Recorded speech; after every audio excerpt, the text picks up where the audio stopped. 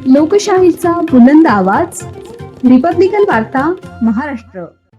फुलंब्री पंचायत समिती सभापतीपदी सर्जेराव मेटे तर उपसभापतीपदी अश्विनी सोनवणे. सभापतीपद पुन्हा भाजपाचे, मेटे यांच्या ताब्यात व उपसभापतीपद शरद पवार राष्ट्रवादी काँग्रेस पक्षाचे. फुलंब्री पंचायत समितीच्या सभापती व उपसभापती पदासाठी मंगळवार दिनांक 10 मार्च रोजी दुपारी पार पडलेल्या निवडणुकीत भाजपाचे सर्जेराव मेटे यांनी दुसऱ्यांदा सभापतीपद पटकावत आपले वर्चस्व कायम ठेवले, तर राष्ट्रवादी काँग्रेस शरद पवार गटाच्या अश्विनी अजिनाथ सोनवणे यांची उपसभापतीपदी निवड झाली. सभापतीपदासाठी भाजपाकडून सर्जेराव मेटे यांनी उमेदवारी अर्ज दाखल केला होता. त्यांच्या विरोधात शिवसेना शिंदे गटाच्या पद्माबाई चंद्रकांत जाधव यांनी उमेदवारी अर्ज सादर केला होता, तर उपसभापती पदासाठी राष्ट्रवादी काँग्रेस शरद पवार गटाच्या अश्विनी सोनवणे यांनी अर्ज दाखल केला होता. त्यांच्या विरोधात काँग्रेसचे गणेश काळे यांनी उमेदवारी अर्ज भरला होता. निवडणूक प्रक्रिया पार पाडण्यासाठी मतदान घेण्यात आले. सभापती पदासाठी सर्जेराव मेटे यांना 5 मते मिळाली, तर पद्माबाई जाधव यांना 3 मते मिळाली. त्यामुळे सर्जेराव मेटे यांना विजयी घोषित करण्यात आले.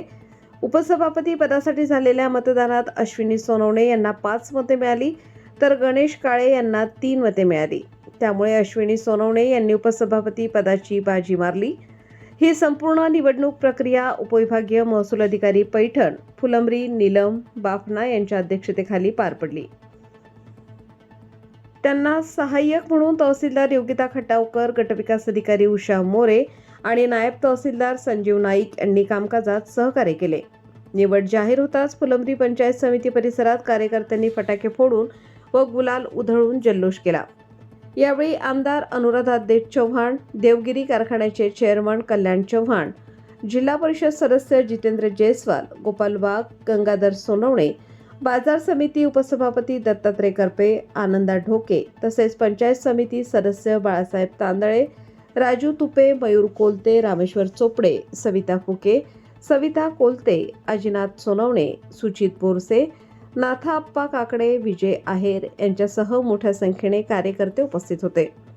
रिपब्लिकन वार्ता महाराष्ट्र वृत्तवाहिनीसाठी औरंगाबाद मराठवाडा उपसंपादक अकबर शहा.